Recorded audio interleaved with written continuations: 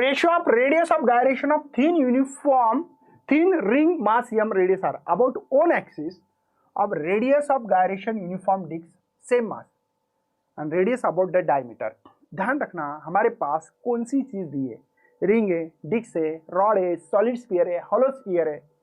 तो सबसे पहले ratio radius of gyration thin ring of mass m radius R about an axis to the radius of gyration about the disc. दो चीजें, disc और radius.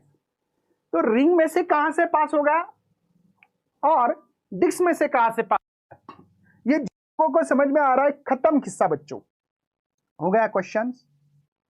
उम्मीद कर रहा हूं कि सबको सब कुछ समझ में आ रहा है। ठीक है, रिंग और एक्सिस मतलब रिंग का मोमेंट ऑफ इनर्शिया होता बेटा k is equal to R. पता है सबको, रिंग का मोमेंट ऑफ इनर्शिया। और बाद में डिस्क का जो मोमेंट ऑफ इनर्शिया होता है वो r बाय रूट 2। कितने लोगों को पता है भैया? लेकिन डायमीटर बोला, लेकिन ध्यान रखना, देखो थोड़ी भी गलती करोगे तो बहुत पछताओगे। बताता हूं बच्चों, रिंग का मोमेंट ऑफ इनर्शिया होता है मेरे भाई साहब एम आर स्क्वायर। पता है, तो इसको लिखते हैं एम के स्क्वायर रिंग और ये एम आर स्क्वायर। देखो कैंसल, तो K is equal to are. क्यों लिखते हैं समझे?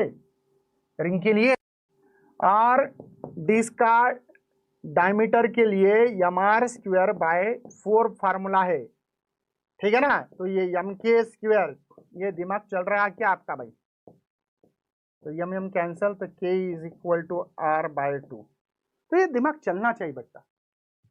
ओके, तो पूछा क्या है? Ratio of radius of gyration ring का, है ना? रेशियो पूछा बेटा, रिंग और रिंग का, के आर रिंग का और ये के डिस्क का।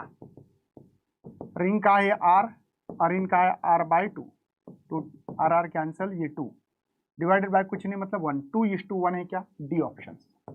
देखो अगर आपको रेडियस ऑफ gyration भी याद है तो ये सब कुछ हो जाएगा बच्चों।